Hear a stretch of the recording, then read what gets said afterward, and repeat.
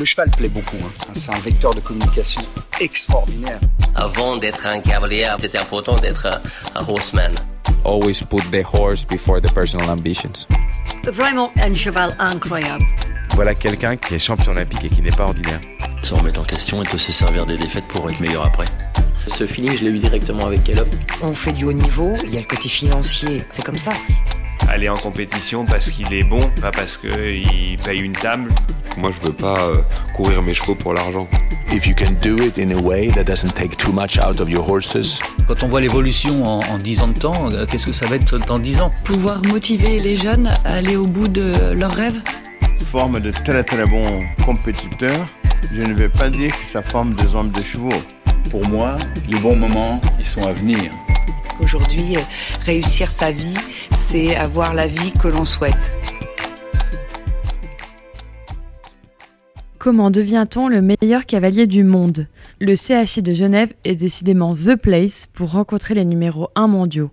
Rappelez-vous, il y a 2 ans, nous avions l'honneur d'échanger avec Peder Fredriksson et revenir avec lui sur son ascension.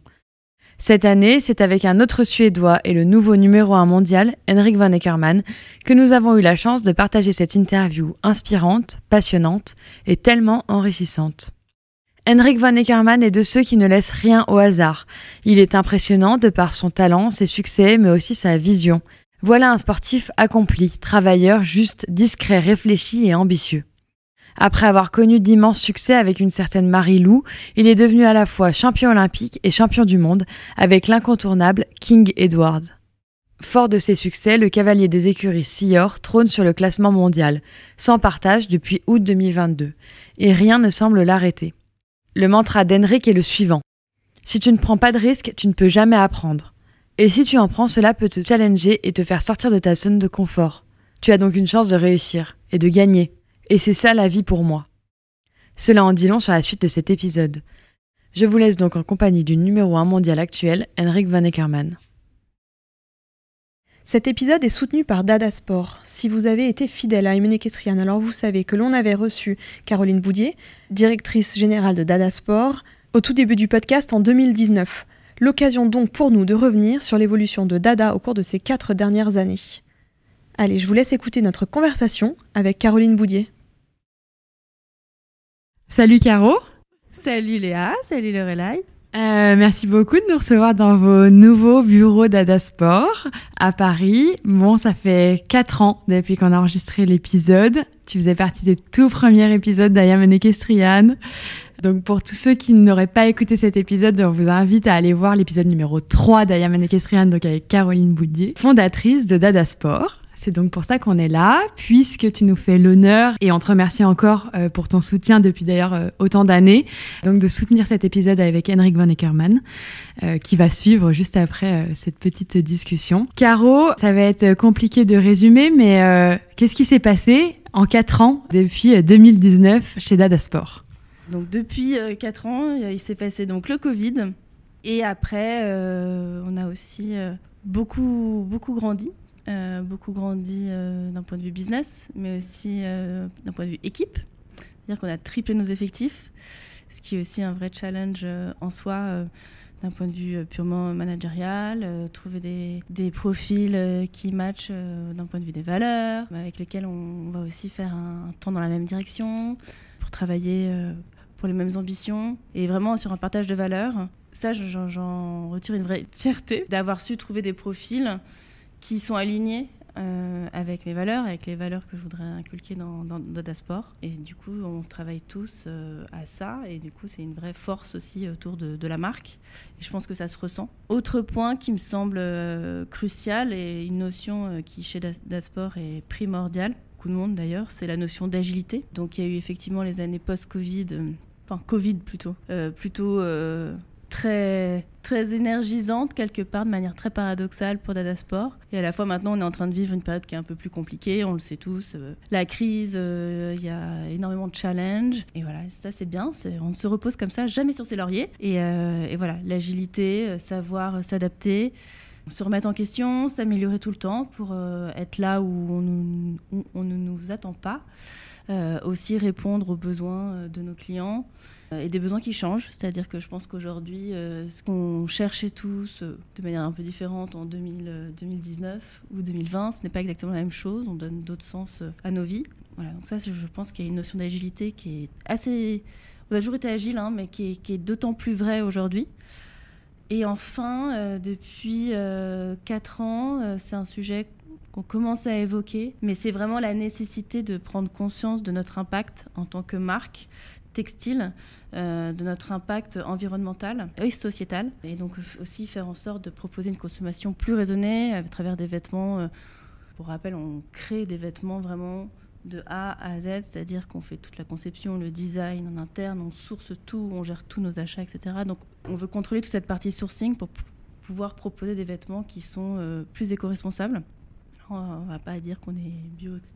Pas attention au green washing aussi, mais voilà, travailler sur des matières en fil recyclé quand on peut, limiter nos transports, limiter notre usage de plastique, on utilise la fécule de maïs pour nos sachets de vêtements par exemple, et bien sûr on a lancé notre plateforme de seconde main. C'est la continuité de ce que tu nous annonces comme valeur aussi. Oui, bien sûr, et ça c'est un projet dont personnellement je suis très fière parce que c'est très important de faire en sorte que une économie plus circulaire et la circularité des vêtements, je veux dire, on a tous nos placards qui débordent de vêtements et à un moment donné, il faut savoir les transmettre. On fait des produits en plus qui ont une durée de vie longue. On est vraiment sur du très haut de gamme avec des matières qui durent dans le temps. Donc ça faisait tout son sens de lancer cette plateforme et de se dire tentons de consommer mieux. Et nous aussi, dans notre manière de produire et de proposer du coup une offre à nos clients qui va dans ce sens-là. Tu as le sentiment, depuis 4 ans, qu'en grandissant, tu as dit que tu avais triplé l'effectif de la boîte, que vous aviez aussi eu une croissance exponentielle en termes de chiffre d'affaires, de volume. Tu as le sentiment d'avoir réussi à conserver l'identité Dada, l'univers Dada, et du coup le socle de comment tu avais réfléchi Dada quand tu l'as lancé ? Alors oui, vraiment. Et ça, je pense que c'est vraiment notamment grâce au recrutement. Et c'est pour ça que je disais, j'en suis très fière, c'est que je suis entourée d'une équipe de femmes qui sont incroyables et qui se sont aussi impliquées et qui sont embarquées dans le projet tout comme moi. Et il y a un vrai partage de valeurs qui vient aussi enrichir tout ce que j'avais pensé en amont et tout ce qui est Dada Sport. Et c'est ça qui est génial, parce qu'en fait, à plusieurs, on va quand même plus loin. Et du coup, il n'y a pas du tout de changement, c'est une continuité. Et je pense qu'aujourd'hui, Dada véhicule encore plus de choses qu'à ses débuts, quoi. Il y a donc eu la plateforme Dada Seconde Main, fin d'année 2022. Et puis, si on est là aujourd'hui ensemble, c'est parce qu'il y a aussi une grande annonce. C'est le développement de la ligne Homme chez Dada, qui, si je ne me trompe pas, avait existé au tout début. Ouais. Et puis, qui revient en 2023 avec une gamme plus complète. Est-ce que tu peux nous parler de cette envie de redévelopper l'homme aujourd'hui ? Ouais. Alors, si on reprend vraiment l'origine de Dada Sport, l'idée c'était quand même de créer un business sur le long terme. Et j'avais vraiment la volonté de créer quelque chose et d'y aller step by step, construire des fondations solides pour pouvoir après se déployer de manière plus pérenne, une fois qu'on avait vraiment fait le travail de construire des fondations. Et j'entends par là du sourcing, de trouver les bons partenaires, d'avoir des expertises qui sont vraiment très pointues dans notre domaine. Et c'est vrai qu'au début, il était assez légitime finalement qu'on se concentre vraiment sur la femme. Il y avait des vrais enjeux et des besoins auxquels il m'a paru très urgent de répondre en tant que femme. Et on avait lancé effectivement quelques produits hommes. Au tout début, on avait testé, puis après, fallait quand même se concentrer sur un segment tout simplement parce qu'on ne pouvait pas tout faire en même temps. Et voilà, et c'est vrai qu'à la base, c'était l'enjeu de la femme pour qu'on se sente jolie dans nos vêtements, confortable surtout, et que ce soit facile d'entretien. Et là-dessus, il y avait des vrais enjeux, je pense, auxquels on a pu répondre, je pense. Et je pense que la différence aussi chez Dada, c'est qu'on est une équipe de femmes qui pensons et créons des produits pour les femmes. Donc c'est vrai que c'était un vrai atout pour nous. On a été très sollicités par les hommes aussi, qui nous demandaient beaucoup de vêtements. Ça a été une vraie réflexion, parce que c'est quand même un changement, parce qu'on est une marque qui est identifiée femme. Mais les valeurs qu'on prône, elles ne sont pas que pour les femmes, en fait. Donc ça touche aussi les hommes. Et tout notre savoir-faire, on peut complètement le dupliquer pour l'homme. Donc c'était le bon moment pour nous, aujourd'hui, d'ouvrir ce marché. Déjà parce que c'est un challenge supplémentaire, que c'est super chouette de travailler sur une nouvelle ligne. Ça nous a pris beaucoup de temps, beaucoup de travail, de vraiment penser qui est l'homme Dada. Et voilà, de s'entourer de personnes et d'ambassadeurs, du coup, qui nous ressemblent. Et donc l'homme Dada, c'est aussi notamment Henrik van Eckermann qu'on avait, quand on l'a enregistré à Genève, déjà spoté avec le pull Dada Sport, un peu en exclu. Et donc pourquoi alors Henrik ? Pourquoi les quelques hommes que vous avez choisis aussi pour porter la marque Dada et la gamme homme ? Est-ce que tu peux nous parler de ça ? Alors, on a vraiment beaucoup de chance d'être entouré par de tels ambassadeurs, de tels champions. Il faut bien reconnaître qu'ils nous ont quand même suivi un peu à l'aveugle dans cette aventure. Je pense que c'est aussi grâce à tout le travail qu'on avait fait sur la femme avant toutes ces années qu'on a gagné aussi la confiance de certains hommes. Et on espère maintenant ne pas les décevoir. Et c'est vrai que travailler avec des champions comme Henrik ou Mark McCauley, c'est aussi aller toujours plus loin dans notre travail de précision. Et ça, c'est ce qu'on aime. C'est se dire on est entouré de gens qui sont au top niveau dans leur domaine, qui vont nous aider à être encore plus pertinentes. Je dis pertinentes parce que nous sommes essentiellement des femmes chez Dada, mais encore plus pertinentes dans notre offre pour l'homme. Et ces deux cavaliers, notamment Henrik, c'est un homme, je pense, qui... Tout est dans la précision, le travail, la précision, quelqu'un qui est réfléchi. Et je pense que c'est vraiment aussi ce qu'on veut véhiculer et ce qu'on est. Donc c'était tout naturellement qu'on s'est aussi dirigé vers un profil comme Henrik et Marc.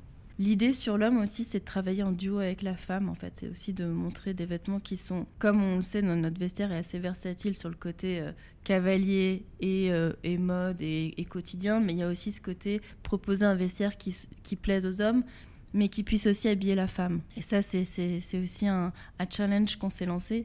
C'est-à-dire, c'est de pouvoir, proposer des modèles qui soient pensés pour l'homme, mais qui puissent être aussi mixés dans le vestiaire de la femme. Et voilà, ça, c'est quelque chose aussi qu'on travaille.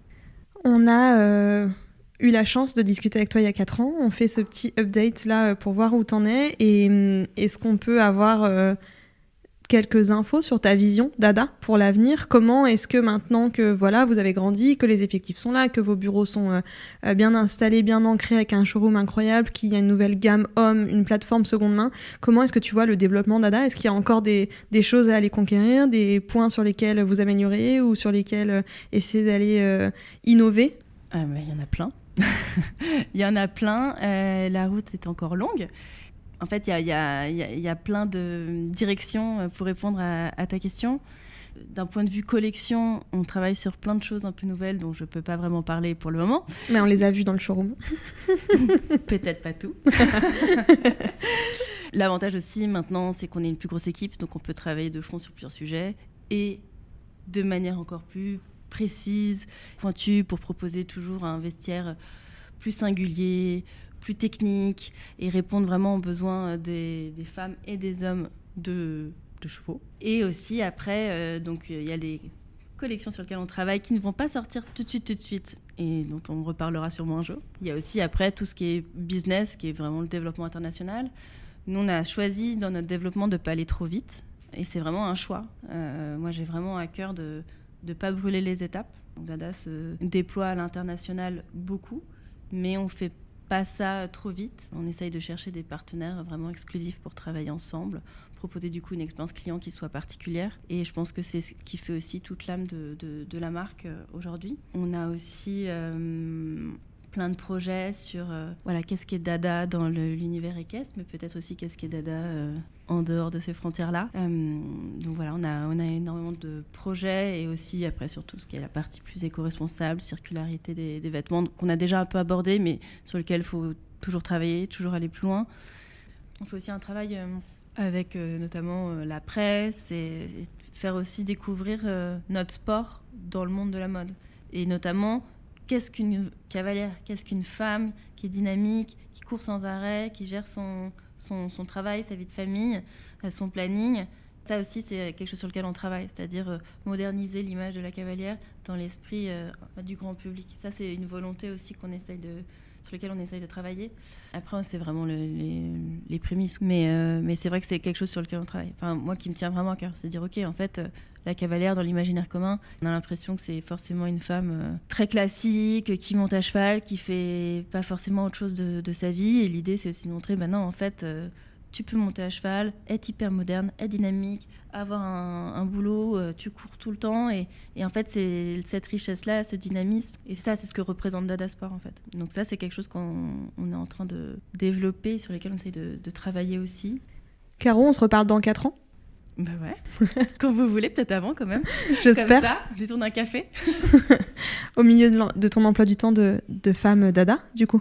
Bah oui, et pareil pour vous, hein, au milieu de votre emploi du temps surchargé. On va laisser la conversation se diriger lentement vers cet échange qu'on a eu avec Henrik Van Eckerman et qui vaut le coup.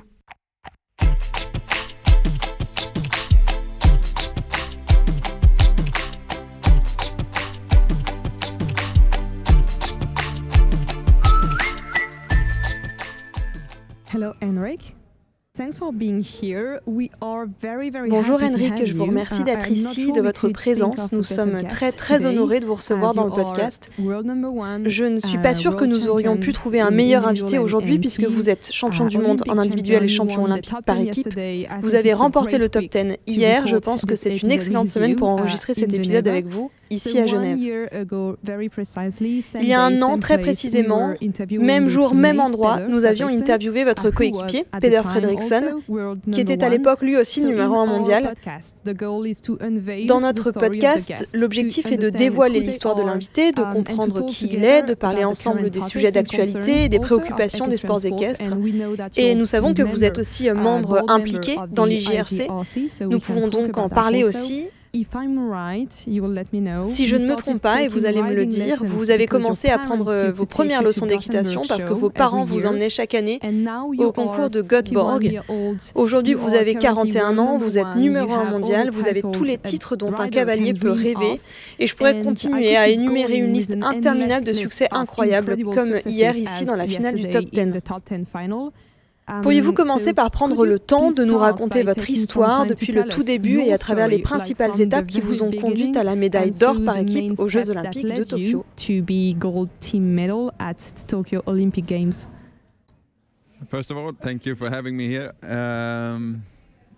Tout d'abord, merci de m'accueillir ici. C'est une longue histoire parce que je vieillis un peu. J'ai commencé quand j'étais très jeune à monter un petit poney. Mais c'était un poney qui finissait toujours par m'embarquer. Je ne trouvais plus ça très drôle. J'ai donc arrêté et j'ai fait beaucoup d'autres sports. Du tennis, du football, du hockey sur glace, quelque chose que j'aimais vraiment faire. Mais quelque part, j'ai compris que je n'étais pas assez bon et je n'aimais pas ça.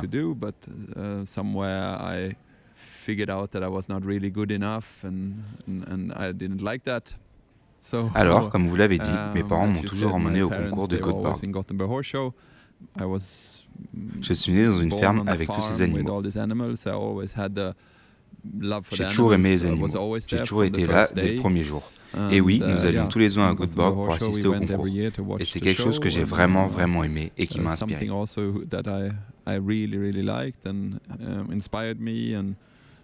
J'ai donc décidé d'essayer à nouveau. Quelques années plus tard, je suis allé dans un centre équestre pendant 2 étés. Parce que mes parents voulaient probablement voir si c'était comme les autres sports, si j'allais m'amuser pendant un certain temps et ensuite passer à un autre. Mais je me suis vraiment accroché à ce sport. Vous avez travaillé avec Ludger Beerbohm pendant pas moins de 12 ans. Est-ce que vous pouvez nous parler de cette décision, des leçons que vous avez apprises avec lui et des connaissances que vous avez acquises en vous entraînant avec un champion tel que Ludger Beerbohm?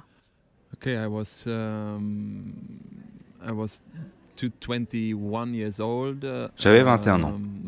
Mes parents m'ont dit très tôt qu'ils me soutiendraient dans la mesure du possible jusqu'à 21 ans et qu'après cela, je devrais trouver ma propre voie et me débrouiller seul.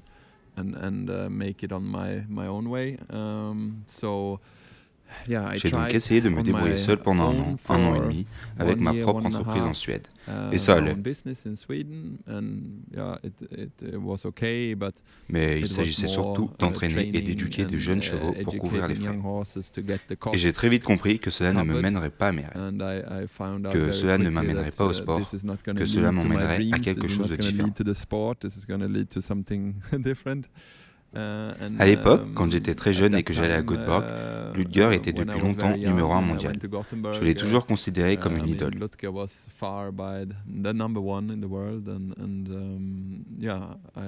Je connais très bien une groom qui a travaillé pour Ludger et Malin Lindskog.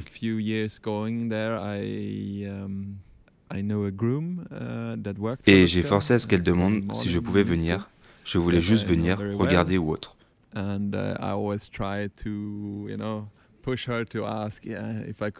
m'en fichais, je voulais juste pouvoir le voir. Et j'ai eu la chance d'y aller pendant un mois, de voir et de monter un peu.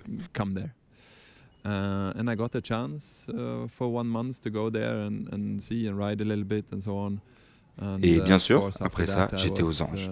Et je me suis dit, d'accord, c'est ce que je veux faire. Et ce que je fais à la maison, ce n'est pas la voie à suivre pour ça. Quelques mois plus tard, après avoir tout réglé à la maison, je suis allé voir Ludger. J'avais alors 23 ans. Et oui, je suis resté chez Ludger pendant plusieurs années. C'était mon école.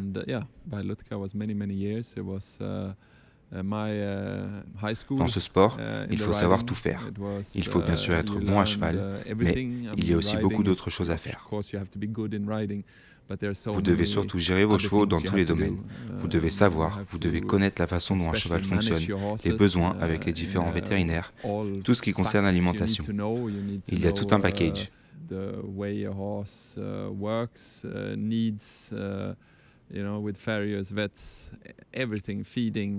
Il faut aussi avoir conscience du système économique et du fonctionnement avec les propriétaires. Donc oui, c'était une belle formation pour moi. J'y suis resté pendant 12 ans. Et puis en 2016, je suis parti pour mon propre compte après les Jeux Olympiques de Rio.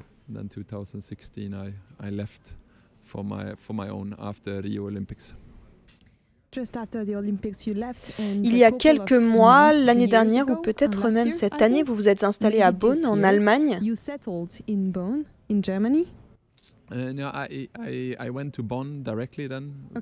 Non, je suis allé à Bonn directement après chez Ludger, le 1er septembre 2016. J'étais chez Karl Schneider. On se connaissait avant grâce à un cheval, Cantinero, qui était chez Ludger, qu'il travaillait et que je montais un peu.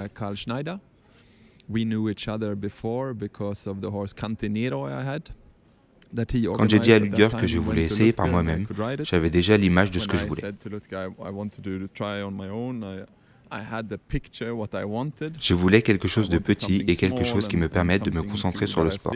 Et c'est alors que Karl m'a appelé et je lui ai demandé s'il était possible de visiter les lieux et de lui louer.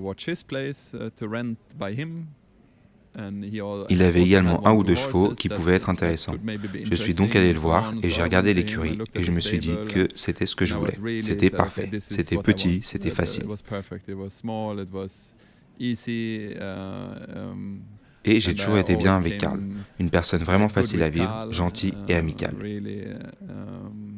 Parfois, on a l'impression que les gens sont compatibles.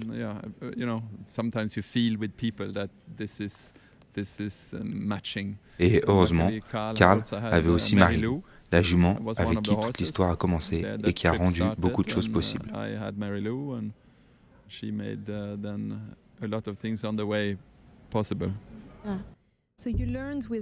Avec Ludger, vous avez donc appris à monter, bien sûr, mais aussi à construire votre propre système.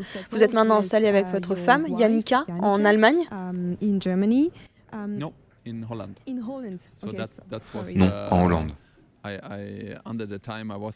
Pendant que j'étais chez Karl, j'ai rencontré Jannica et nous avons acheté une propriété en Hollande où nous avons construit nos écuries.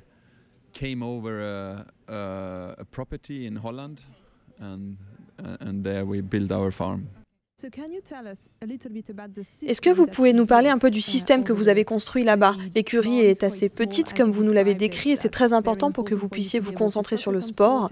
Pouvez-vous nous parler un peu du système que vous avez donc mis en place? Le rôle que joue chacun d'entre vous dans l'organisation, Yannicka, vous et toutes les parties prenantes qui travaillent à vos côtés?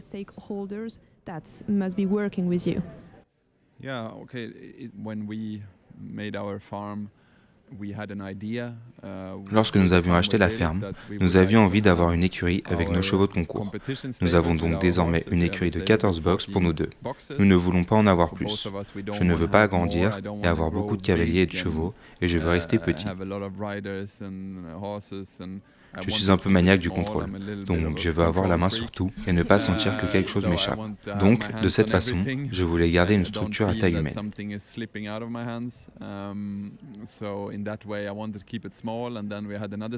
Et puis, nous avons une autre écurie que nous avons faite pour des clients. Nous essayons donc d'avoir un ou deux clients et ensuite, nous avons le concours de l'autre côté. Et puis, bien sûr, de temps en temps, nous devons également vendre un cheval. C'était comme ça qu'était la base. Nous sommes chanceux, nous avons une équipe fantastique, nous avons de bons clients. Ensuite, il y a une partie très importante qui sont nos propriétaires. Il y a l'écurie George Kenny Dufaux, qui possède King Edward, et deux autres très bons chevaux.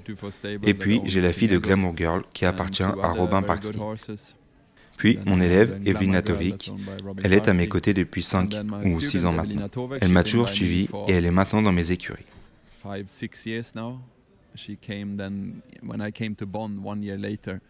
J'ai aussi eu de la chance, car à cette époque, Marilou devenait bien sûr un très bon cheval et les gens commençaient à s'intéresser à elle. Et puis, la famille Tovac l'a sécurisée pour que je puisse la garder. C'était la première pierre à l'édifice pour que je puisse continuer le sport.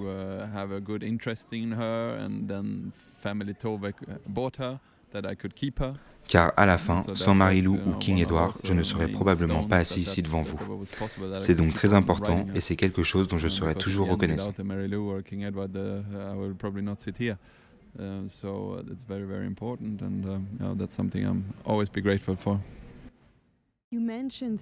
Vous avez mentionné Evelina Tovac que vous entraînez. Est-ce que c'est important pour vous de continuer à entraîner des gens, d'avoir d'autres rôles que juste monter à cheval, d'avoir d'autres activités, des activités parallèles, pour ne pas vous concentrer que sur votre équitation tous les jours, mais pour aussi enseigner, continuer à former, à transmettre?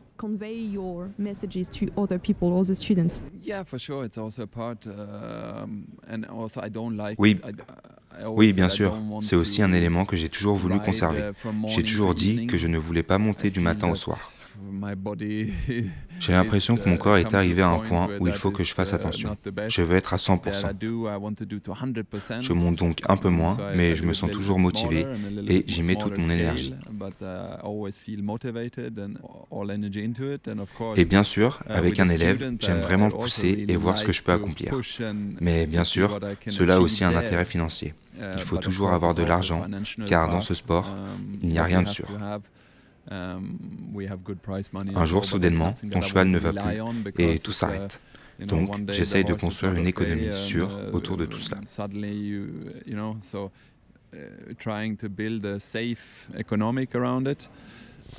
Henrik, vous avez dit que vous étiez un peu contrôle fric. Vous êtes aussi, j'ai l'impression en tout cas, que vous semblez toujours aussi positif. Vous êtes toujours en train de sourire. Maintenant qu'on a parlé un peu de votre carrière, je voudrais vous demander de décrire votre personnalité. Quels sont d'après vous vos principaux traits de caractère en piste et en dehors de la piste ? C'est bien que vous disiez cela, car j'ai l'impression que les gens pensent que je suis un peu grincheux. Et en fait, c'est le cas. Je me vois comme quelqu'un de positif. J'essaye toujours de me relever quand ça va mal. Bien sûr, je suis un mauvais perdant, mais d'une manière ou d'une autre, je me relève et je vois toujours ce qu'il y a devant moi et pas ce qu'il y a derrière moi. Mais peut-être que lorsque vous me voyez dans les parages et que je suis au concours, je marche un peu dans mon propre tunnel parce que j'en ai besoin. J'ai besoin d'être très concentré sur ce que je fais. Sinon, j'ai l'impression que je ne donnerai pas le meilleur de moi-même. Et je n'aime vraiment pas avoir le sentiment que j'aurais pu faire quelque chose de différent ou de mieux. Je veux dire, quand on perd, ce qui arrive toujours beaucoup plus que ce que l'on gagne, je veux que ce soit avec le sentiment que j'ai fait de mon mieux. Dans ce cas-là, je peux m'en accommoder. Le pire, c'est quand vous avez le sentiment que vous auriez pu faire quelque chose de mieux, que vous auriez pu être un peu plus concentré ou penser à ceci ou cela, alors c'est plus difficile à avaler. L'année dernière, lorsque nous avons discuté avec Peder, il nous avait montré un de ses papiers sur lesquels il prend ses notes. Est-ce que vous avez des petites habitudes comme celle-ci ? Non, ce n'est pas le cas. Bien sûr, j'ai mes méthodes aussi. Quand j'ai le temps, je marche la piste plusieurs fois pour essayer de vraiment me concentrer. Ça, c'est mon plan personnel, c'est ma façon de faire. Et comme je disais, quand il faut se mettre à cheval, je suis vraiment concentré sur ce que j'ai à faire. De toute façon, autrement ça ne marcherait pas. Et je pense que je ne suis pas très stressé pendant les épreuves.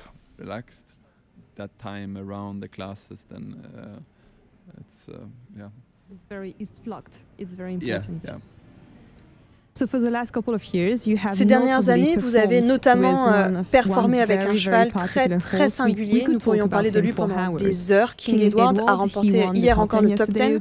Yannicka avait aussi monté ce cheval jusqu'au niveau 4 étoiles, si je ne me trompe pas. 5 stars? OK. Et il y a quelque temps, la société d'analyse de données Equal Ratings a classé ce cheval comme le 4e meilleur sauteur depuis 2010 sur la base de ses performances de l'année dernière. Est-ce que vous pourriez nous expliquer quand est-ce que vous avez décidé que vous alliez monter le cheval, que ce ne serait plus Yannicka, et est-ce que vous pourriez dire aujourd'hui qu'il est le meilleur cheval au monde ? C'est venu très facilement puisque Yannicka est tombée enceinte de notre fils Noah à cette époque. Ensuite, j'ai pris le cheval et c'était peu de temps avant les Jeux Olympiques. Tout s'est bien passé et nous sommes allés aux Jeux. Puis, ces derniers se sont déroulés comme ils se sont déroulés. Et après ça, nous avons dit, d'accord, maintenant nous restons comme ça. Mais c'est Yannicka qui l'a emmené et c'était plus facile pour moi de prendre le relais parce que je suivais le cheval tout le temps et que nous faisions tout ensemble. Je connaissais donc le cheval même si je ne le montais pas.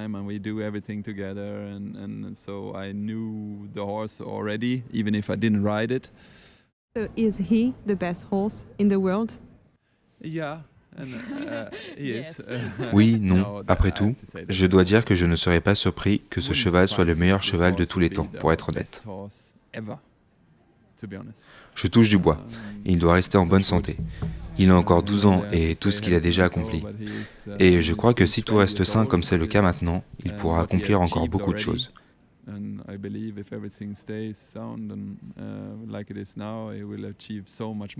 C'est pourquoi, avec le top 10 d'hier, j'étais aussi très heureux pour le cheval parce qu'il a été fantastique. Les chevaux qui gagnent cette épreuve comme Shutterfly, Xted, Elo Santos, Explosion, ce sont des chevaux très spéciaux et je suis heureux qu'il soit l'un d'entre eux. Il a donc ajouté cette épreuve à son palmarès.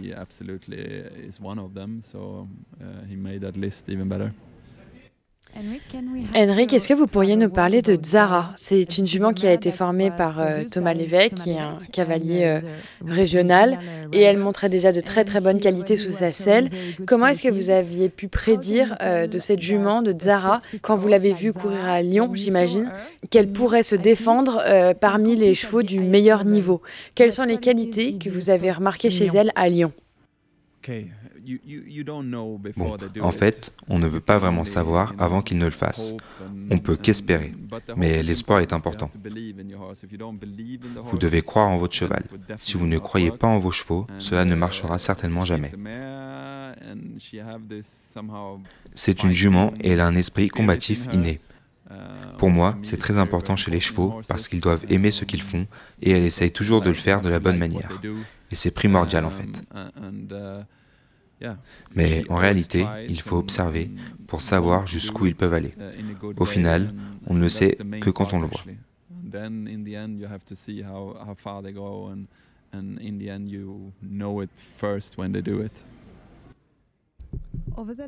Au cours des 2 dernières années, nous avons vu l'équipe suédoise devenir de plus en plus forte et compétitive. Comment est-ce que vous expliquez cela? Vous avez toujours eu de très bons pilotes, mais maintenant vous avez une équipe tellement solide et performante qu'à Tokyo, c'était comme si personne d'autre ne pouvait vous prendre la médaille.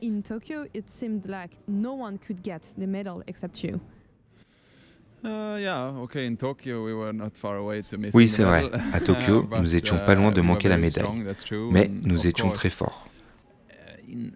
C'est vrai, Tokyo, c'était un moment incroyable. Nous avions 3 bons cavaliers avec 3 chevaux exceptionnels, ce qui est assez rare. Normalement, vous avez un cavalier avec un cheval exceptionnel, peut-être 1 ou peut-être 2. Mais en avoir 3 en même temps, c'est incroyable. Et nous avons eu un peu de chance, car pour être honnête, si le Covid n'avait pas été là, je suis sûr que nous n'aurions pas gagné cette médaille. Le cheval de Peder n'était pas vraiment à 100%, et il aurait été trop tôt pour King Edward l'année précédente. En fait, tout s'est bien passé, et les vieux chevaux étaient les plus en forme. Aux Jeux mondiaux, nous étions l'équipe la plus âgée. Pour vous dire, je suis le plus jeune et j'ai 41 ans.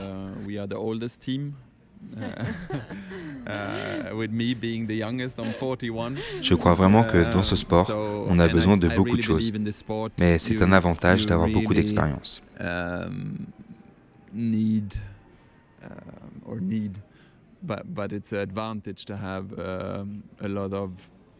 Et aussi, nous nous connaissions très bien entre nous. Je pense que c'est aussi un avantage. J'ai commencé à m'entraîner avec Peder il y a de nombreuses années, et je connaissais Malin. Nous nous sommes entraînés ensemble.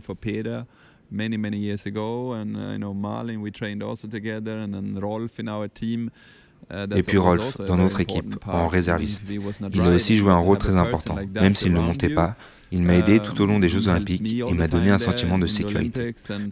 Ce sont des choses très importantes. Et je pense que l'esprit d'équipe que nous avions était formidable et c'était tellement important.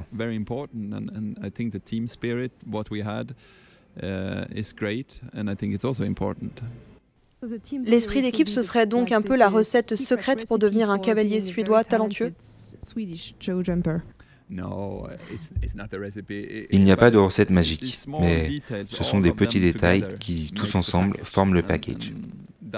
Et c'est ce que nous avons fait.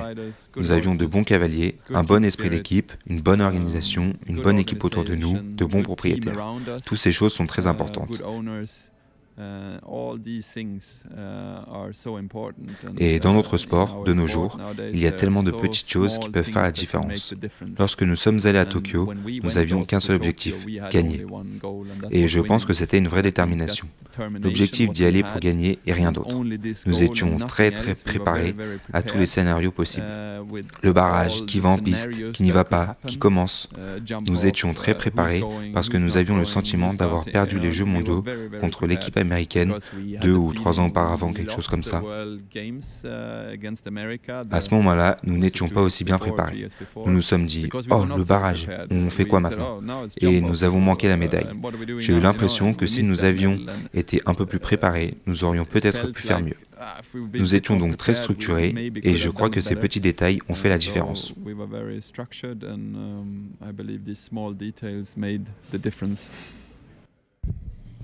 Dans une interview, vous avez dit que votre succès à Tokyo avait eu un très gros impact sur la notoriété des sports équestres en Suède. Est-ce que vous pouvez nous expliquer pourquoi et comment ça a été bénéfique pour votre sport? Est-ce qu'il y a eu un avant et un après Tokyo pour les sports équestres suédois? Oui,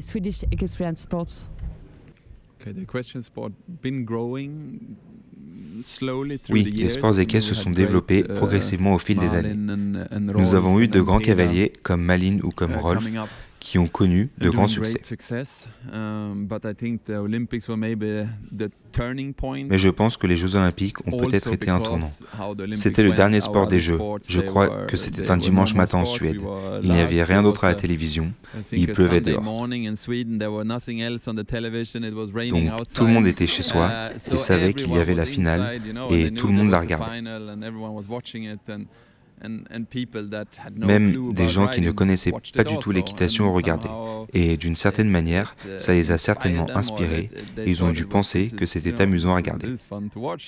Je pense que le public suédois s'y est intéressé. De toute façon, nous avons senti un intérêt grandissant. Et grâce à cela, nous avons obtenu quelques prix en Suède, ce qui a permis aux médias de s'impliquer davantage. Donc oui, c'est vrai, les sports équestres suédois sont en pleine évolution.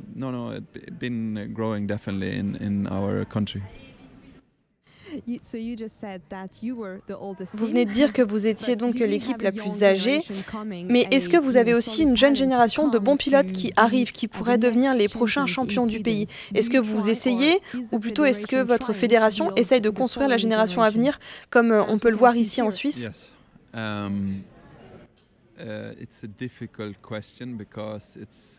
Oui, c'est une question difficile, parce que la fédération essaie vraiment de construire quelque chose. Mais en fin de compte, je dois dire que c'est aux individus d'agir. Cela ne dépend pas des fédérations. En réalité, ce sont les cavaliers eux-mêmes qui créent leur réussite. Prenez Rolf, il est allé chez Jan Tops et a construit sa carrière tout seul, et Malin ou moi avons fait pareil. Aujourd'hui, il est difficile de compter sur quelqu'un. Il faut travailler soi-même si l'on veut réussir. Vous devez faire en sorte que les choses se produisent. On ne peut pas compter sur quelqu'un d'autre. C'est difficile, bien sûr. Et avec l'impact que notre équipe a eu ces dernières années, quand cette génération sera partie, c'est un grand trou qu'il faudra combler.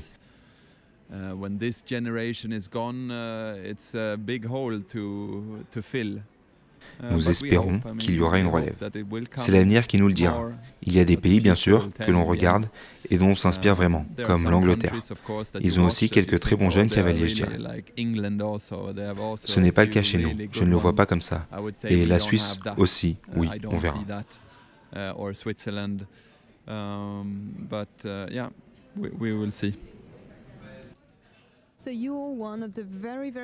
Vous êtes l'un des rares cavaliers que l'on peut voir au plus haut niveau monter des chevaux pieds nus, comme Peder ou comme Julien Epaillard. C'est un sujet qu'on voulait aborder avec vous parce qu'il semble devenir de plus en plus populaire, y compris dans le sport de haut niveau. Nous sommes naturellement curieuses à ce propos. Est-ce que vous pourriez nous expliquer le cheminement et les étapes qui vous ont amené à monter des chevaux pieds nus jusqu'au championnat?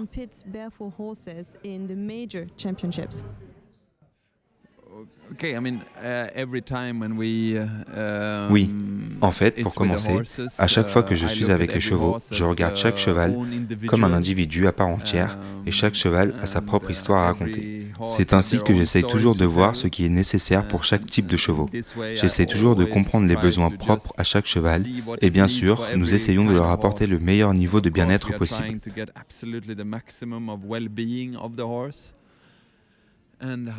C'est avec King Edward, qui avait de bonnes performances, que j'en suis venu à cette idée.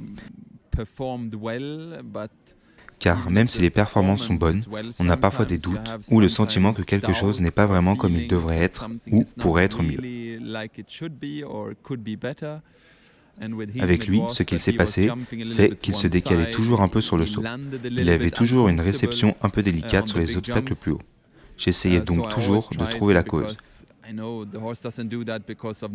Car je sais que les chevaux ne font pas cela sans raison. J'essaie toujours de chercher les raisons. Et c'est ce que nous faisions avec chaque cheval. Si vous avez le sentiment que quelque chose ne va pas à 200%, vous devez chercher la cause. C'est très difficile à trouver parce qu'on ne peut pas leur parler. Mais aux écuries, le vétérinaire est souvent là et nous regardons les chevaux tout le temps. Mais quand même si le vétérinaire m'avait dit que tout allait bien, qu'il n'y avait rien, j'ai senti que quelque chose dérangeait le cheval.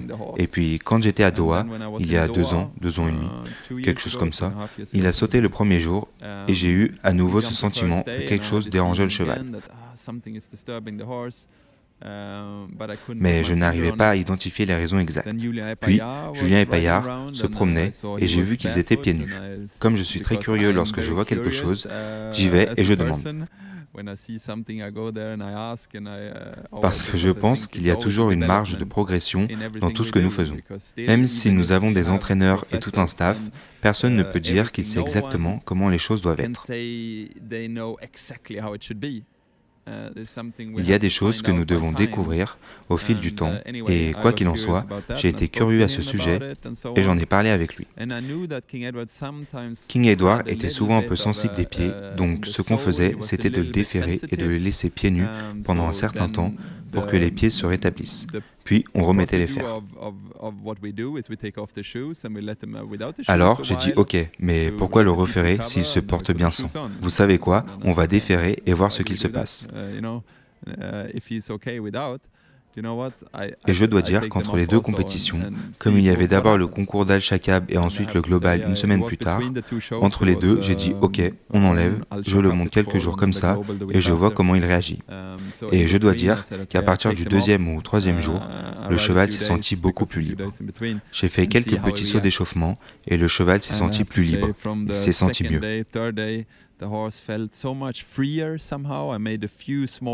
Ensuite, j'ai ressauté sans les fers et j'ai senti que le cheval s'améliorait, qu'il se sentait mieux et qu'il était plus confiant. Ça a continué comme ça et au fil du temps, j'ai observé d'autres chevaux et j'ai dit « D'accord, on va essayer ça aussi ». Et aujourd'hui, j'ai des chevaux dans l'écurie que nous gardons ferrés pour certaines raisons et les autres chevaux de l'écurie sont pieds nus.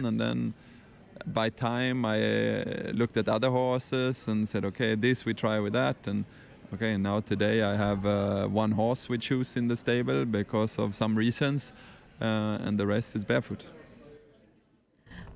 Sur le site officiel des Jeux Olympiques, on peut lire ces mots que vous avez prononcés. À la fin de la journée, la victoire, ce n'est que la couronne. Mais chaque jour est différent, il n'y a pas d'autre sport comme celui-ci. Il y a des jours formidables et des jours bien moins bons où l'on peut tomber. On ne sait jamais ce qui peut arriver. Nous savons tous que le haut niveau est un sport où il y a beaucoup d'argent et de beaux sponsors. Quand on a autant de succès que vous, quand on est champion olympique, champion du monde, comment faites-vous pour rester fidèle à vos valeurs, garder les pieds sur terre, rester connecté à la réalité et vous dire que rien n'est finalement jamais acquis?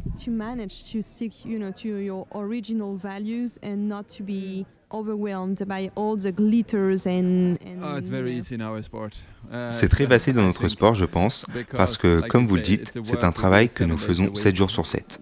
Nous vivons avec les chevaux et chaque jour est un nouveau défi. Le jour où vous vous asseyez et pensez, et vous vous dites « c'est bon », vous perdez déjà.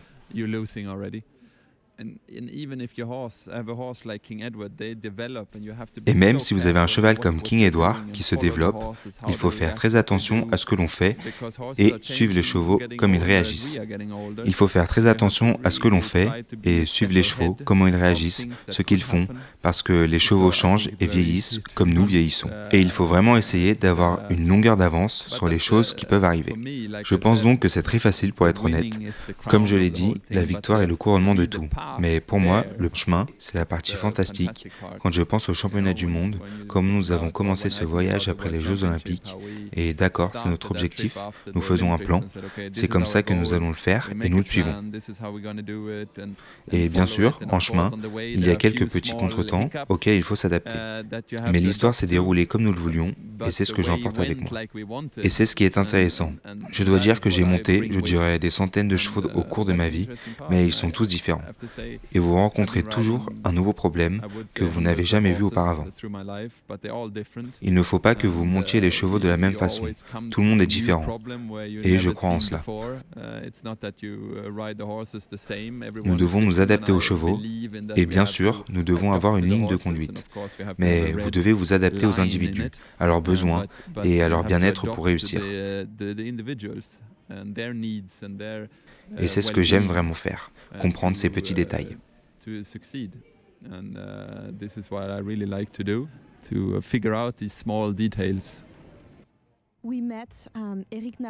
On a rencontré un peu plus tôt cette année à Wellington Eric Navet, qui a partagé à notre micro beaucoup de choses et il nous a notamment dit que le moment où il est à cheval et qu'il essaye de trouver une solution, qu'il essaye de comprendre le cheval, c'est pour lui vraiment le meilleur moment et que même s'il ne pouvait pas faire de concours, tant qu'il peut monter à cheval, même sur le plat, il sera le plus heureux. Est-ce que c'est la même chose pour vous ?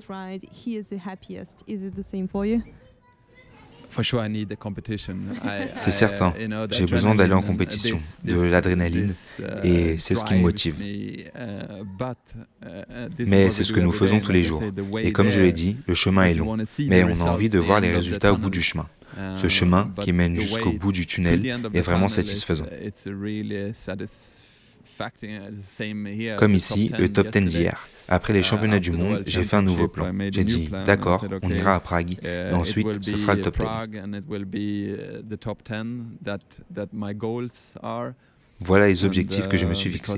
Parce qu'en fin de compte, même si vous avez un cheval comme King Edward, vous ne pouvez pas le maintenir au top de ses performances tout le temps.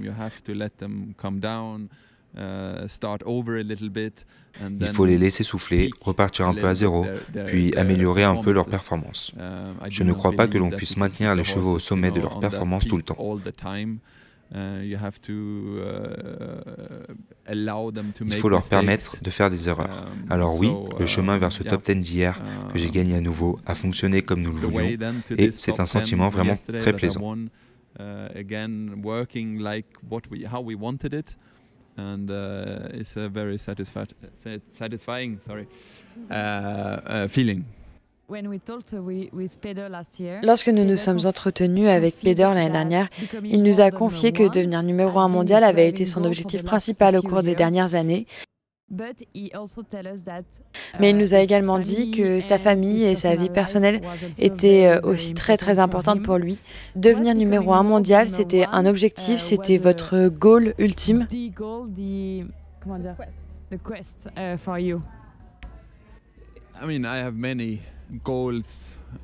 J'ai de nombreux objectifs, la liste est très très longue, mais évidemment, c'était l'un d'entre eux. Quand on est gamin, on se dit forcément que l'on veut devenir le meilleur au monde, et de le voir sur le papier, c'est très agréable. Bien sûr, c'était l'un de mes objectifs d'être ici. Même si j'essayais de m'en tenir à mon plan, je savais que j'avais un ou plusieurs chevaux extraordinaires. Je savais donc que si je respectais mon plan, que je faisais ce que je pouvais, cela viendrait. Maintenant, il est facile de dire après coup, « Oh, ça a marché », parce que c'est le cas. Mais c'était vraiment ça. Mais bien sûr, dans ce sport, quand vous avez un cheval comme King Edward, vous devez tout contrôler et vraiment vous tenir à votre plan et ne pas, comme vous l'avez dit, tomber dans cette soif d'avoir toujours plus. Parce que nous devons être très prudents avec nos chevaux et faire un plan. Je pense qu'ils ont tous un nombre de sauts à respecter pour rester en bonne santé, pas seulement physiquement, mais aussi niveau mental. Pour les garder motivés, parce que s'ils ne sont pas vraiment motivés une fois en piste, alors vous allez perdre.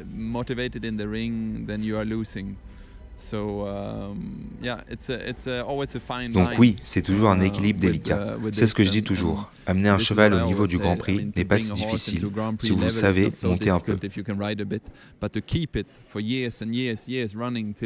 Mais le garder pendant des années, jusqu'au jour de la retraite, c'est ce qui fait la différence entre les bons cavaliers.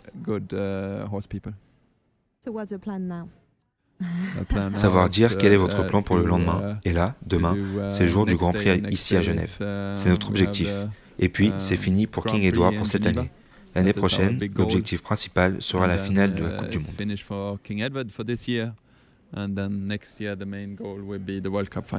Est-ce que vous allez vous battre pour rester en tête de la ranking? Est-ce que c'est votre combat du moment?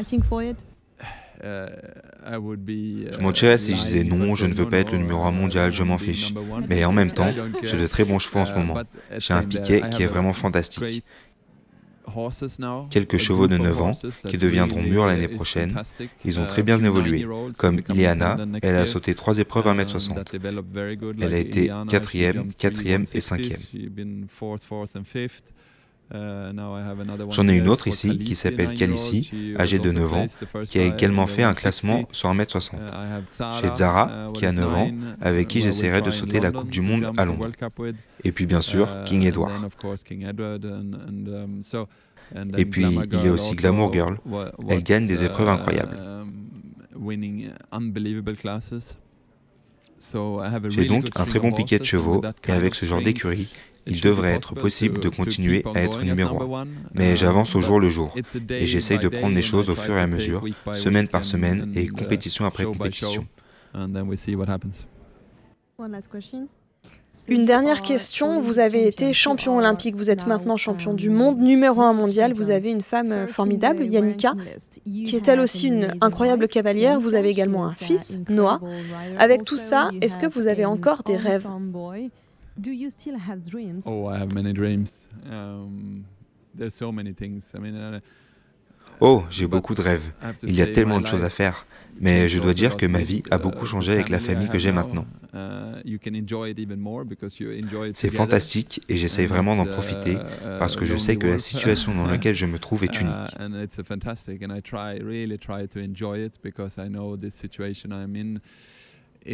Mais en même temps, on ne peut pas rester assis et être heureux.